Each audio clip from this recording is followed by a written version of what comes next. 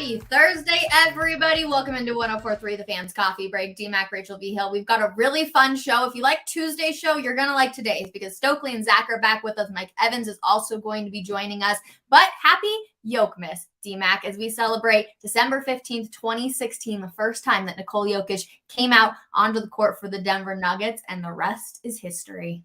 And happy Yokemas to you, Rachel. I will go watch trotter horse racing, harness racing to celebrate, and I will go try to feed a horse. And my father's 86th birthday today. How about that? Happy birthday to him, man. So Peta McKee and Yokemas is the same day. So celebrations to all. Absolutely. Okay, I know you've got a fun story about the MVP trophy last night with Jokic, so I've been dying to hear it. I didn't watch your video. I know you put out a video last night. I did not watch it specifically so I could get first reaction here on Coffee Break, so hit me with it. So Jokic had a remarkable game, 43 points, and he probably could have had 50 if he wanted to. Washington just decided to not double team him and stop the Nuggets from shooting threes, which they did, but it opened up things in the paint, and he was a stunning 17 for 20. However, two of those shots, one was a half-court heave at the end of a quarter, like who cares? The other was a missed three-pointer. His only other miss, Rachel, was a miss at the rim that he got the rebound and put back in for an and one. So he was otherworldly. Never mind how dapper he is in his suit. So after the game, Michael Malone did not give away the defensive player of the game chain, the DPOG, they usually do, because he said nobody played any defense, which he's right about. The final score was 141-128 in overtime. But he did give away the new MVP trophy. The NBA is doing a bunch of new trophies and renaming awards and that sort of thing. But the MVP trophy is to honor Michael Jordan. It is 23.6 inches tall. Number 23 for Jordan. 6 MVPs that Michael Jordan got. That's the reason. 23.6. So it's, it's a couple feet tall, right? That's awesome. Okay. We thought Jokic would bring the trophy to the press room. Wouldn't that be nice? He's in his suit. We got the trophy. We all wanted to see it. That would be pretty freaking cool. Jokic, he doesn't want that attention. He doesn't care. He was asked about the trophy. He barely talked about it. What are you going to do with it? That's up to my wife. All that. I mean, it's like, and it wasn't in an arrogant way. It's in a way like, hey, it's all very nice, but that's not what I'm all about. Well, you certainly proved that, Rachel. Again, this is a brand new MVP trophy, right?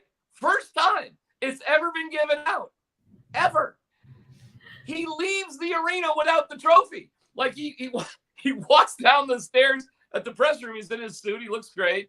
He goes to the PR guy. Where's the trophy? PR guy goes, I don't know. And he goes, okay. He leaves. They were putting the trophy, the PR people, in a carrying case. It was like a really secure case with wheels. Because I told you, it's like a 2-foot trophy. So it's a very secure case that you could actually wheel like luggage. That's what it looks like. But Rachel, he left without it. Like, so the last thing I remember at the arena is one of the PR guys, great guy, is running, wheeling the trophy to try to catch Jokic before he leaves in his car. And it's just the legend of Nikola Jokic grows. So the trophy wasn't stolen. It was nothing nefarious. There's nothing bad. Jokic just didn't spend the time to go wait and get it. He just left. But his wife posted a photo of him and his wife and the trophy and their Christmas tree later on. So, the trophy got in the right hands. But it was just another moment of like, what's important to this guy is winning, doing well for his other teammates. He's unbelievably unselfish. The reason he took so many shots, Rachel, is they were just giving it to him. And like Michael Malone said, that's Jokic. He reads the game. So if you're just going to give it to him, he's going to take it because it's the best thing for the team. But if you double him, he'll distribute. And the problem, and listen, I'm telling you, Rachel, I think the Nuggets were 4 of 16 from 3. Had the Nuggets hit maybe, seriously, 2 more three-pointers, that game would have been a ridiculous blowout. They didn't shoot well from three, and the Wizards shot close to 50% from three, and that's the only reason that game was close. But it's a fascinating strategy to try to wear down Jokic, let him score a lot of points, and just you're trading twos for threes. So we'll see if other teams adopt that. It's the first time I remember it. And it was, Rachel, this is stunning. 98 points in the paint. The highest amount of points in the paint in the NBA in 25 years. And the record was 100. And Michael Malone didn't want them. They could have. The clock was winding down. The game was out of hand. But out of, sportsmanship, they didn't just take the easy layup that would have tied the record. It's a Nuggets record. It's the most in 25 years, but the NBA record is 100, and they just passed on it. So it was an interesting game because there was no defense. You can't sustain that in the playoffs. But like the Nuggets are saying, well, at least we're winning the games, and they are. And they're one of the top scoring teams in the NBA because of it. So it was a really interesting night. It was a funny moment for Jokic just to forget the trophy. And the legend grows. There you go. That's awesome. Yeah, that looks so cool. I'm here to celebrate Yokmas every single December 15th, as well as your dad's birthday. We did get a question, though, in the comments from Mel. And she says, I think the Avs lose tonight to D-Max. This is one of those words. This is so embarrassing of me. Okay, here's one of those words that I just never do well with. But the Avs are playing Buffalo tonight. So are they going to win or are they going to lose? Go, D-Max. To the Sabres. I can never, in my head, I can't read it that way. And so I'm always double guessing what I'm going to say. Sabres. Yeah, right? I was it's one of those words. It's do you have any of those words that you spell Oh, yeah, of course. Of course. It's like Wednesday. I have to go Wednesday when I spell it out. Otherwise, it doesn't comprehend in my head. Anyways, obsequious. Oh, I just said obsequious. No, the Sabres. Well, Sabres have and I might screw up a name right here. Tage, Tage, maybe Thompson. Maybe not. Anyways, he's 6'6". He's an American. He recently scored 5 goals in one game. So against Columbus in a 9-4 Sabres victory. Wow. The Sabres lost to the Avs on that brutal, terrible road trip the Avs just had. But the score was 6-4, and it was a crazy game. So you may see a lot of action tonight. The Sabres aren't necessarily the greatest defensive team, but they have a very high-powered offense, including can you imagine 6'6" in real life, close to probably, 6'11", 6'12", 6'7" feet on skates. So are they going to lose tonight? They're still coming back, Rachel. They're skating a really legitimate top line of Lehkonen, Rantanen, and Nichushkin. I guess it would be Georgie and net tonight. Frankie played in the last game. I mean, we'll find out here relatively shortly. There is rumors that they could be getting back a player or two, but they're not necessarily in great hockey shape. These guys, they come back, Rachel, fine, but they need a few games to sort of get it going. Listen, I can't guarantee any wins for the Avalanche while they're in the current state that they're in. So I don't know. It should be a good game. Should be very entertaining. Likely would be a high-scoring game. And, hang on. But that's some bravado from a fan who probably lives in Cheektowaga or North Tonawanda or Lackawanna or Orchard Park or Hamburg. Should I keep naming small towns outside of Buffalo, Rachel? I can do it for days. I've never been there, but maybe I'll start writing some down to go. There's a Niagara Falls, USA, and a Niagara Falls, Canada. And let me tell you, the difference between those two towns is significant. Oh. Yeah. What's so significant about it? Drinking age and gambling on the Canadian side and different on the American side. Okay, so go to Canada. Is that what you're telling me? Yeah, that's what I'm telling you. Okay, sounds good. Yeah, I'll do that. Jake says my dad's best friend coached him growing up in Arizona too. So we're just roping in all the family ties here. Okay.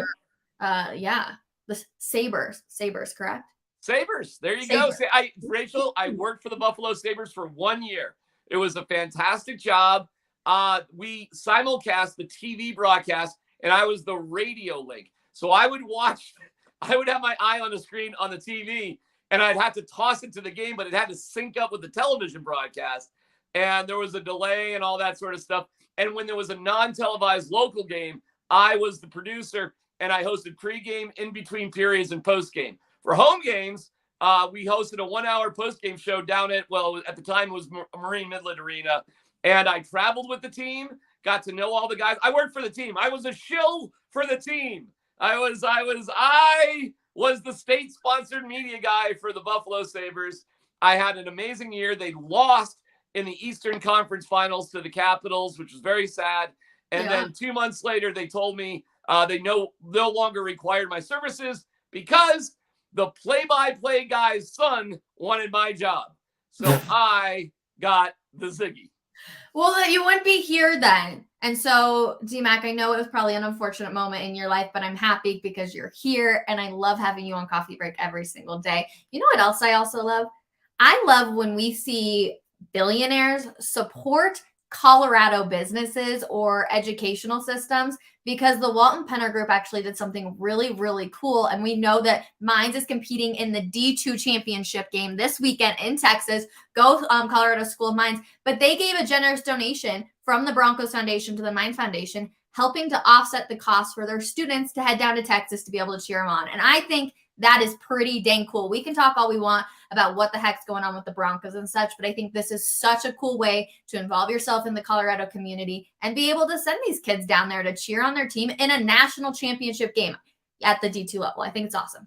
Rachel, nothing is more generous than helping kids who go to a high-level, expensive engineering school go on a beer-drinking road trip to Texas. I mean, when I think... They don't get to drink a lot of beer up there, I can tell you. I'm dating one. I currently live with one of those Mines alum in my house. They didn't drink a lot of beer like I did in college. Listen, nothing is scrappier, except for Will Peterson, than those engineering students from School of Mines. I mean, the way they pulled themselves up by their bootstraps. I think this is a wonderful cause. Hey, is anybody helping the Harvard yachting club fans get to England to go watch a race against Oxford? I mean, who's helping out those guys?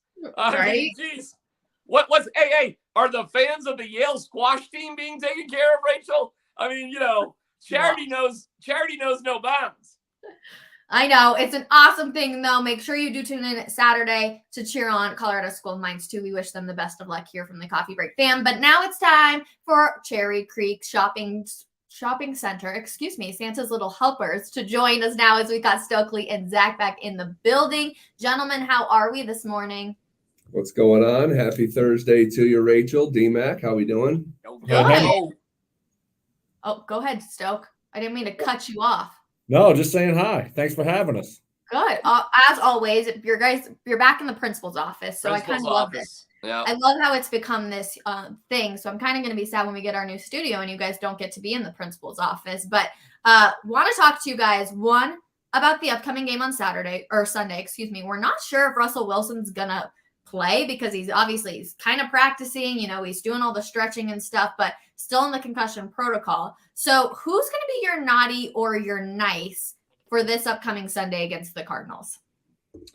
Oh, I'll go with a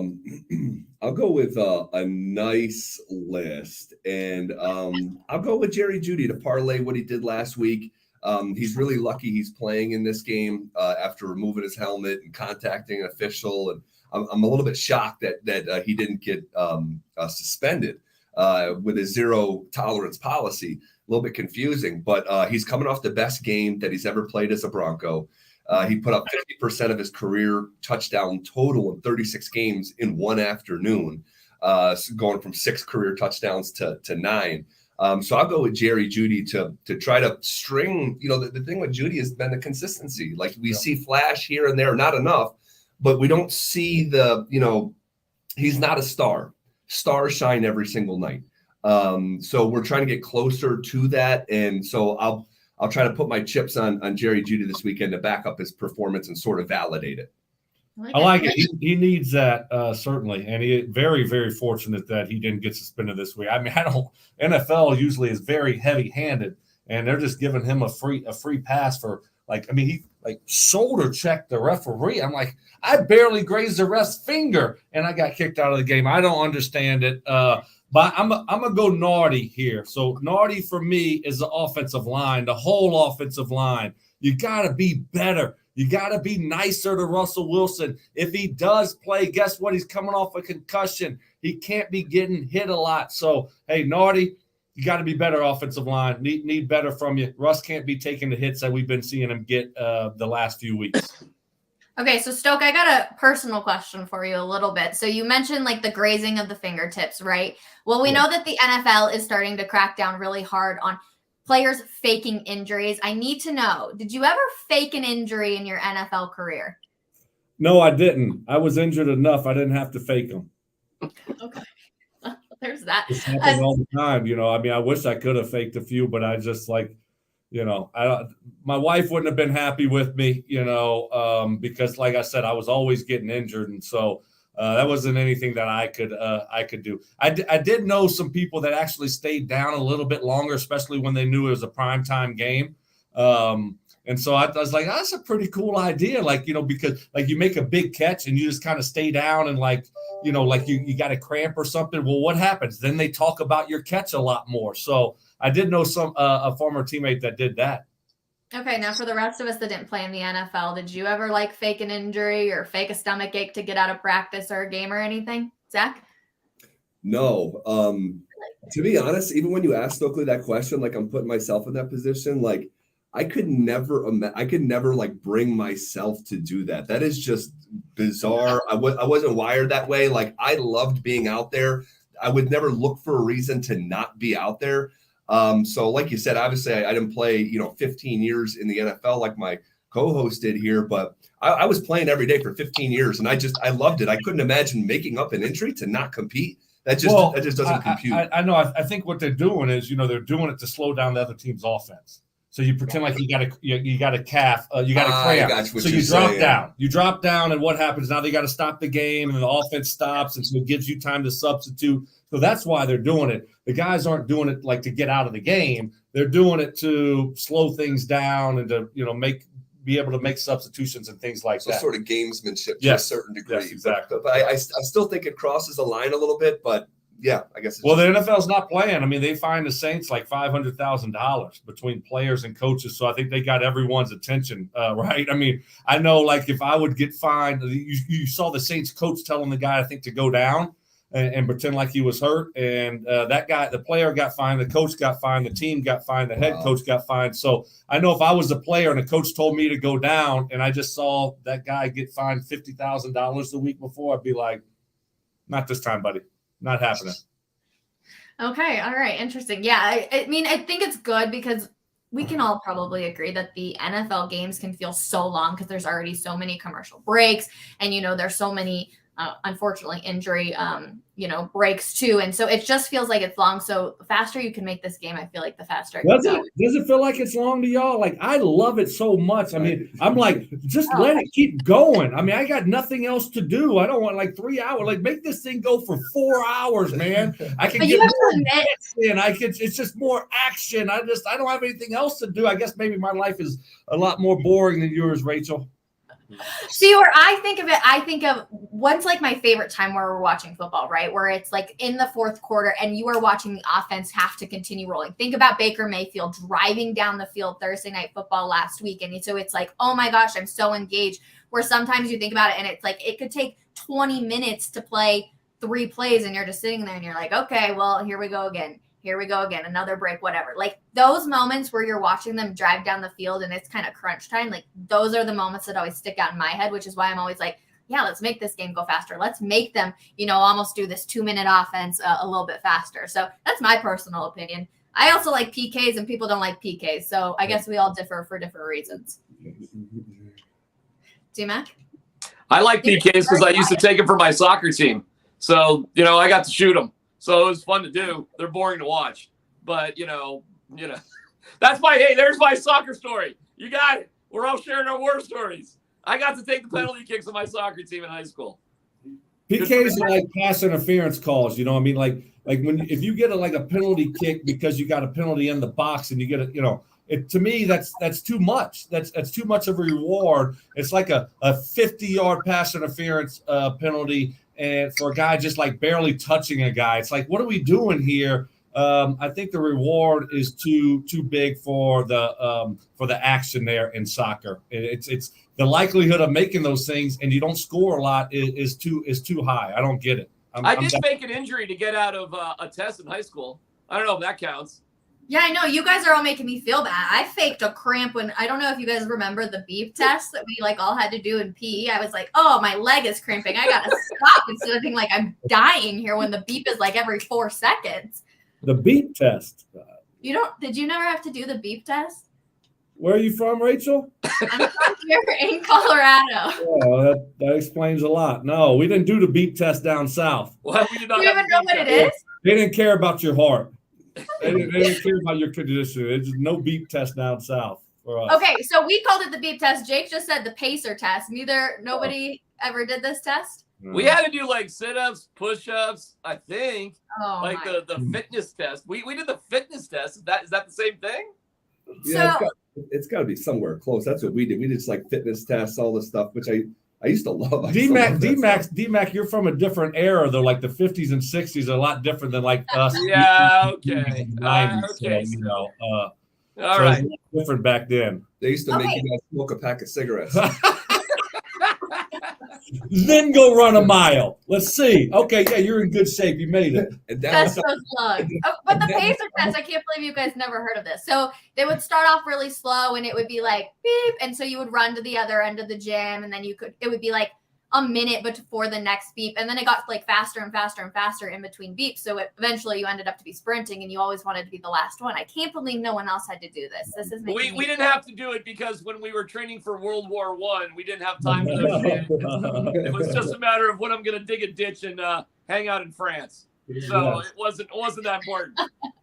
Okay, well, Stokely and Zach are also known for their coffee bets. So you guys, I'm putting on my own coffee bet for how many no-shows are going to be at the game on Sunday. So I'm curious, we can include you guys. How many no-shows? I need exact numbers though for how many no-shows you think are going to be Sunday. Rachel. I mean, you got to hit it exactly. The exact number.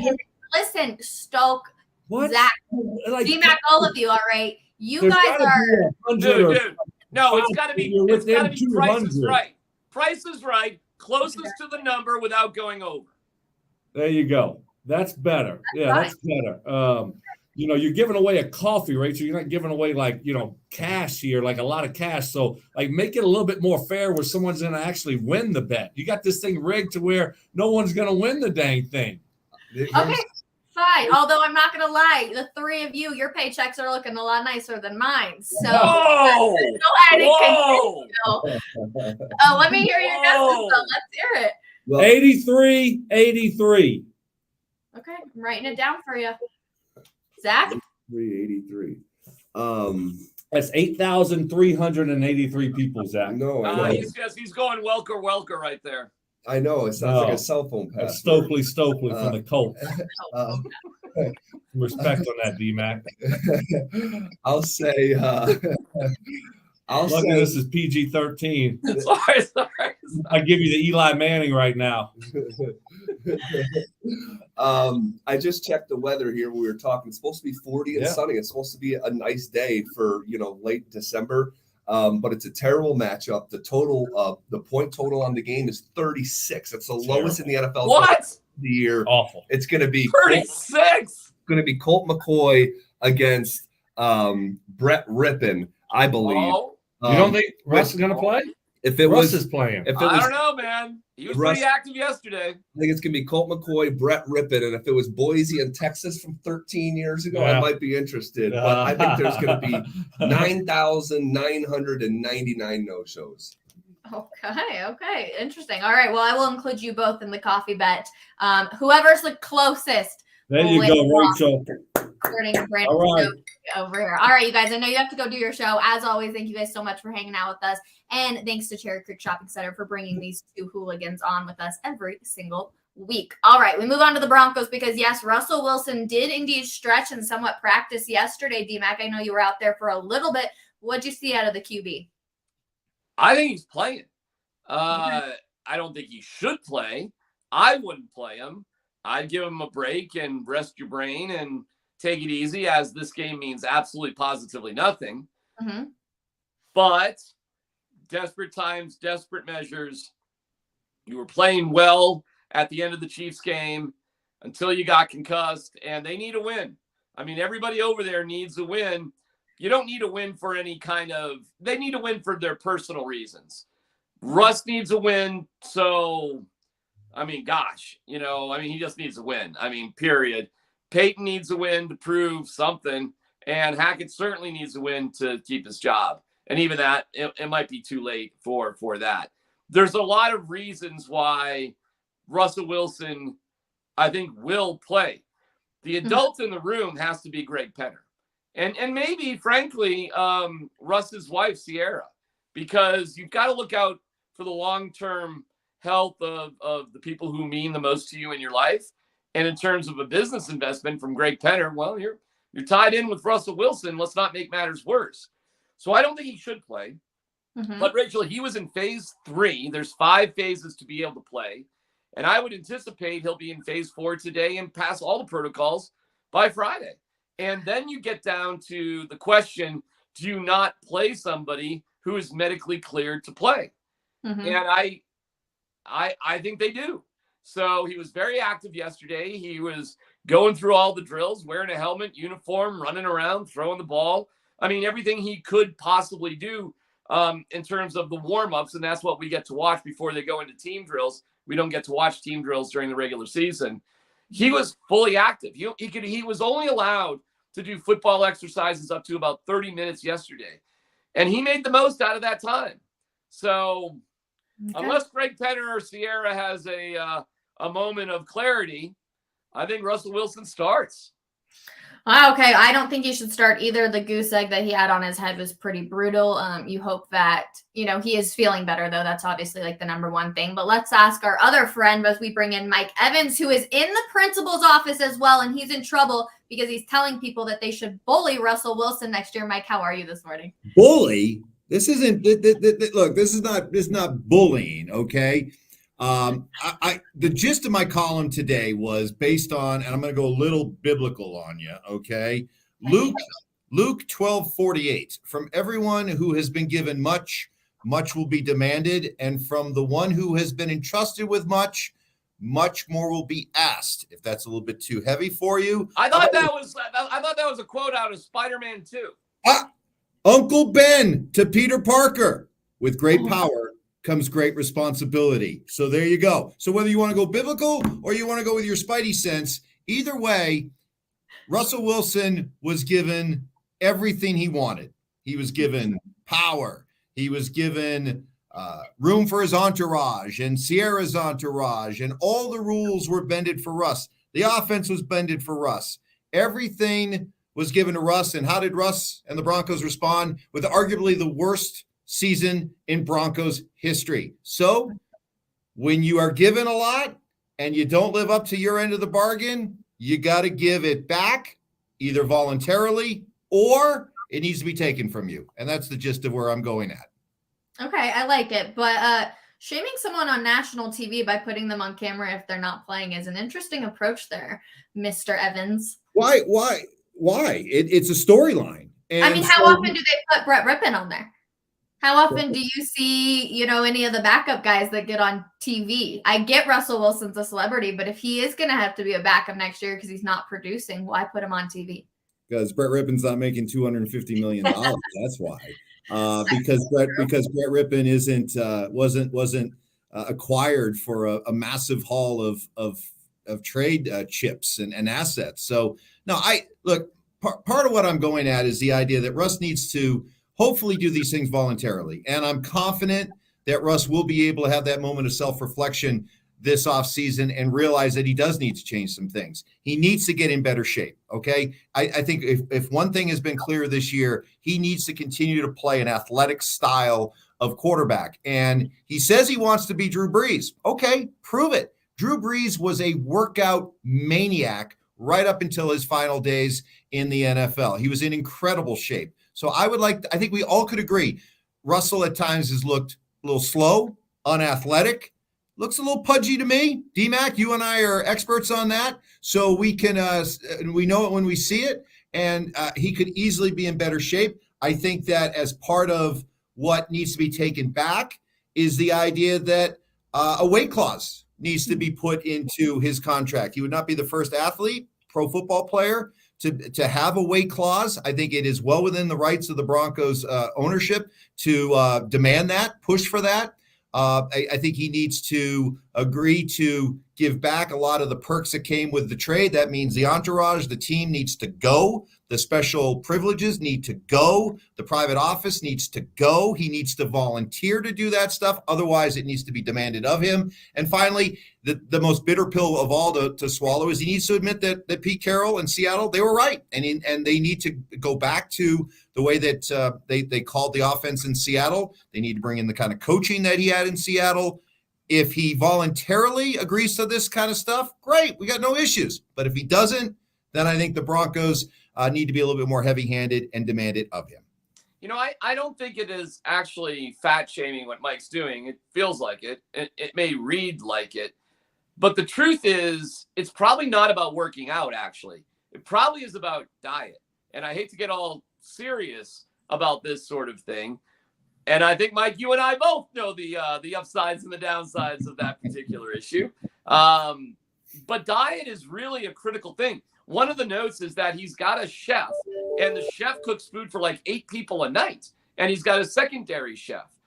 Listen, when you cook for that many people, likely you're making family-style sort of portions for everybody. And while they have nutritionists and places to eat there at the facility, it's not about like you can like work out all you want, but if you don't diet the right way, you won't get in a certain type of condition, and you can kill yourself. And I think Russ does that. I think he does all sorts of things.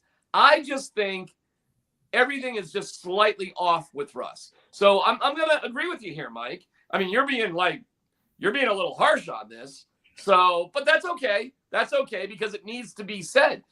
And listen, I don't know what the magic weight is, but the accountability of stepping on a scale on a regular basis, I know what that's like. Mike does too. A lot of people do. And it really keeps you in check. And likely that is not happening. So you probably have to be in a different type of shape. That means, and this is going to be the hardest thing for us, he has to change a lot of the things that he's been doing. And he's so reluctant to do that. Mm-hmm. When I asked him about changing something up, do something different, he said, well, what do you want me to do? Get in earlier, sleep less? And that's not what I was saying at all. It frankly, may be the exact opposite. I mean, we're going down this health and fitness thing. You know what the worst thing is? Not sleeping. Yep. Sleep is a critical element of physical fitness. Critical. So when I hear about guys, only sleeping 4 or 5 hours, I think they're idiots. Mm-hmm. I don't think they're doing the best for what they can. And I know he's talked about Wolverine blood, but Russell Wilson is still a human being. So the person he really needs to get with, which is wild, is a very dialed-in nutritionist and probably a different trainer to get in a different type of shape. It's not too late, but it's close. It's not too late, but it's close. And he cannot just jet around the world, guys, for months at a time and just travel and get out of shape. The Nuggets who play professional basketball, I think were out of shape, which sounds crazy, but they had so many road games that it was commonly discussed. They weren't getting their wind. They weren't eating right. They weren't sleeping right because they were traveling so much. This is during the season when these guys are some of the fittest guys in the world, and they were out of shape. Well, what happens when you go away for 3 or 4 months and it's Cannes and it's New York City and it's San Francisco and it's Munich and it's, Banff, wherever you are? Mike, I think you're onto something right here. If Russ is really serious about this, he needs to calm down, not to lower his profile, but do the best for his health so he can come back in the strongest shape possible. Sleep is a huge part, and managing your stress is also a huge part. That is a big part. To gaining weight. Does Russell Wilson have a stressful job? Excuse me. Is it even more stressful because they're not doing what they told everyone they were going to do by scoring a lot of points? Absolutely. So I think those are two major things that definitely do lead into waking. Rachel, I can speak to this personally. I've probably put on about 5 extra pounds. I think it's in direct correlation to all my Twitter battles with DMAC. The stress level, just let you know, it might lead to an extra couple of cookies at night. I got to be honest. Yeah, listen, if Russell Wilson was in the same exact shape in the drop-off line, every single dude would be jealous. If we're just being a human being, he looks extraordinary. So I'm not trying to shame anybody, but he is going to be 35 years old next season. And as great a shape as he is for a 35-year-old man, he's playing against guys 23, 24, 25. They are like superhumans, guys. They are like Marvel characters, okay? So, and Russ is the best looking guy at the drop-off line, but he's not an Avenger. You know, when Joe Sakic walked away from hockey as a player, he said, playing the games, even playing the season wasn't the issue. It was all that work that you got to put in during the off season. Yeah. And it got to be a drain. It got to be old. And I think for a lot of athletes, as they get deeper into their career, it just becomes harder to make that off-season commitment. And I just think that Russ is at a stage right now where he is at a crossroads. There's no doubt about it. He is at a crossroads of his career. And I think that he needs to reevaluate how he approaches his offseason. Alexander Ovechkin clearly bellies up to the chocolate bar at Golden Corral every night, but his skill set is different. What he needs to do to score goals is different than Russell Wilson. He can get away with it. And boy, he is huge, by the way, Alex Ovechkin. He's not missing any meals. But Russell's different. And I just think it's critical that he runs. To me, and I've said it, Mike, I'll see if you agree with me on this. I think Russell Wilson is like Jokic with 3-pointers. You don't have to shoot a ton. It's not the majority of your game. But Jokic needs to put up 4 3-pointers a game just to keep everybody honest. I think Russ has to run 4 to 5 times a game to convert at least two third downs and to keep the defense honest. And unless you're in the right type of shape to do it, it's going to be difficult.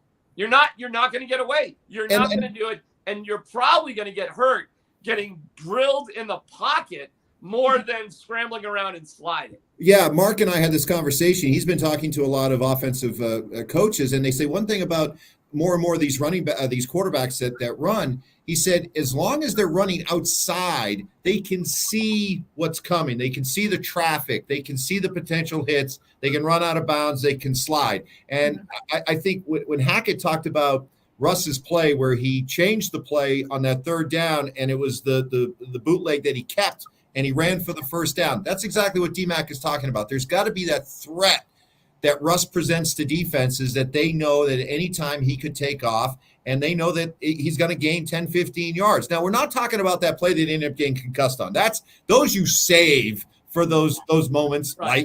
He saved it for, but you don't want him to do that 4 or 5 times a game. But I'm in complete agreement there on that one, that we've learned anything about Russ this year, he can't just be a pocket quarterback. He has to be able to get out in space. He has to be a threat with his legs. And I just think that right now, physically, he's not really conditioned or built to be the kind of threat that he needs to be, which is why I think we're looking at this big offseason. And let me just cut this off the pass because I can feel it coming. For the profession that Mike Evans and I participate in, we are in superior physical shape to sit on our ass and talk about other people. Yep.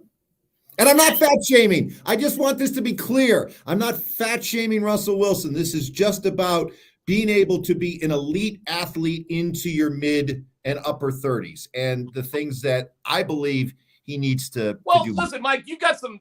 We have. Just look at Tom Brady, Slender Man. I mean, the reason why Tom Brady was able to play so well is he joined a physical fitness cult of Alex Guerrero. He might have had a little work done too, but maybe those cheeks are hollow. Those cheeks are hollow. But it also shows that the stress, right, when he was going through all of the drama that was with Giselle, I mean, he lost so much weight too that people were like, oh my gosh, he looks so sick. Yeah. Well, I've seen Tom Brady's girlfriend recently, and he may be eating again. Food. Tom Brady is a girlfriend now? Oh yeah. Yeah, he's bounced back. Yeah, he's it's okay. I don't feel bad for Tommy right now. Yeah. I'm on this. Hold on. Yeah. Yep. Yep. Okie. Okay, yeah. Yeah, check it out, Rachel. Yeah, I am. I wonder how much younger. That's my first question there. Significantly. Yeah, I'm like, wow. I mean, she's stunning, but okay, interesting. Back to the point. One thing we can also all three, I think, agree on is that Mile High definitely does need some upgrades, and because we don't know if a new stadium is in the future, there's rumors that one could be. We do know that the Walton Penner Group is putting in $100 million into Empower Field. They did some, look at the scoreboard where it is right now and what it's going to be here, you guys. That is crazy. Okay, so that's the current height. So Mike, Rachel and I were in the press box on Sunday, and we got a little birdie who came and gave us all sorts of information. So Rachel and I actually knew about this on Sunday, and we kept our mouths shut. Good job, Rachel. But we kept our mouths shut until it officially came out.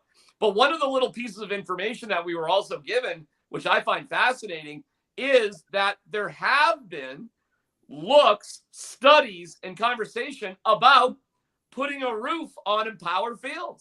Yeah. So that has not been ruled out. That is absolutely in consideration. And I do wonder if raising the scoreboard by 30 feet actually does coincide, if you just think about the height of what the scoreboard is going to be, about a roof on top of all of it. It would seem to sort of line up. So I think building the scoreboard may be a step in the direction of actually putting a rooftop on top of Empower Field. Well, I would be all for that, because whether it's a new stadium or renovating the stadium this way, you got to have a retractable roof. And before you freak out, hey, it can be snowing out. It can be 35 degrees. Keep the roof open. I don't care if that's important enough to the Broncos and Bronco fans that you want to maintain that we're outside for football and it's the way it's supposed to be in Colorado. That's fine. I'm cool with that. But I just want to have the option to be able to close the roof, because I don't care how much you want to romanticize the idea of being out in the elements. Face it, the Broncos lost the Super Bowl that they would have won because they had to play outdoors that night against Baltimore in the bitter cold, and Peyton Manning couldn't handle it. If you had the option to close that roof, play it indoors, Broncos not only win that game, they win the Super Bowl that year. So it does matter. And it also matters with the idea that, for me, I look at Denver. It's a world-class city. It's a world-class sports city. I want the biggest events that can be here. And that's only going to happen if you have a retractable roof. I think it's much more about temperature than snow. So it's like, at what degree of coldness is this a fair football game? Because listen, we all seen highlights of big snowy games. It really doesn't happen that much. It has happened, but it doesn't happen that much. And I mean, if you want a few snowflakes out there on the field, then okay. But Mike's right on this. Anything below 30 degrees is just brutal to sit there like a frozen little popsicle in the stands. And at the end of the day, it's about the fan experience more so than the play on the field. So why would anybody want to sit there when they wouldn't have to in 20, 15, 10-degree weather? I mean, that would just suck. People would just leave. They wouldn't be at the game that everybody's so romantic about. And you've got to do more things to keep people going to the game and staying at the game. And I think, too, we can all agree is, we love those snow games. They're so fun. But we're also seeing the NFL choose to not even do games when there is supposed to be a huge snowstorm. I mean, I think Buffalo was on a different level this year. Yeah. But we're also, we're seeing that the NFL is not afraid to move any of these games, too. So what's to say that, you're supposed to get a huge blizzard here in Denver? Say, what was the one we got a couple years ago? I was actually out of town when it happened. What was the big blizzard we got? I had to hitchhike to work. I'll never forget it. I couldn't get out of my neighborhood, and I walked. That was crazy. That I found a lift to work. I know exactly what you're talking about. The bomb cyclone. There it is. The bomb cyclone. But Like, I feel like they would have just moved any games. You know what I mean? So I think adding a roof is good. Mike, were you wanting to have the stadium stay where it is, or did you want to move it? I just, what I want is I want that city around the stadium. I want the neighborhood around the stadium. I want an entertainment attraction, a place to go. I want the stadium to be the centerpiece of an environment around it that is year round. That is hotels, restaurants, entertainment. I just look at that stadium sitting where it sits, and to me, it's just kind of a waste because there's nothing around it. Same thing with the Pepsi Center, honestly, Ball Arena. Same thing is I'd like to think, as much as we rag on the Rockies, man. Perfect. I mean, look at Lodo. Look at Lodo. Look at what was down there before Coors Field and what has transpired since. And at times it does seem a little too much, but I don't care. It still became an entertainment mecca based around a sports stadium. After a Nuggets, Avalanche, Broncos game, nobody hangs around near there. Everybody gets in their car and leaves. It's just, where do you go to get a beer after the game? Where do you hang out? And there's nothing, zero. And so, I mean, I'm all right where it is physically. One of the dumbest complaints is, I don't want to have to drive somewhere different, which is insane. You got to drive one way or the other or take public transportation. But the problem is, people are just so short-minded. You got to get out there, people, and see where these other stadiums and what it means to their cities that they're located where the people are. and Mike's right. The one team that got this right more than anybody is the Rockies. The Rockies, when it comes to this, is absolutely positively first class. If I was telling anybody what to do coming from out of town, it'd be get a hotel room in McGregor Square and enjoy your weekends. And you would enjoy your weekend, and you wouldn't have to drive. You wouldn't have to do anything. You could take the train from DIA right to Union Square, walk over to the hotel, and have a spectacular weekend. You can't do that. Not really with the Broncos, Avalanche, and Nuggets. Not really. True. Well, here's a fun fact. This morning, I woke up in a panic because I had a dream that the Rockies got sold this morning. So I was frantically checking our group chat message, being like, oh my gosh, we have to figure this out at like 7:00 this morning. That's not panic. That's joy. Right. Well, yeah, it was a celebration, but a panic of like, oh my gosh, we have so much to do. So that's what I woke up to on this Thursday morning. But thank you, everybody, so much for hanging out with us every single day. We appreciate the comments. Mike, always a pleasure to have you on. Lots of people in the comments saying they love seeing you here. So we'll definitely have you back again. Maybe next week we can talk about it. Sure. And then D-Mac, Mike Evans, Stoke, and Zach, too. Thanks, everybody, for hanging out with us. And we'll see you tomorrow morning, 10:30 a.m. Bye, everybody.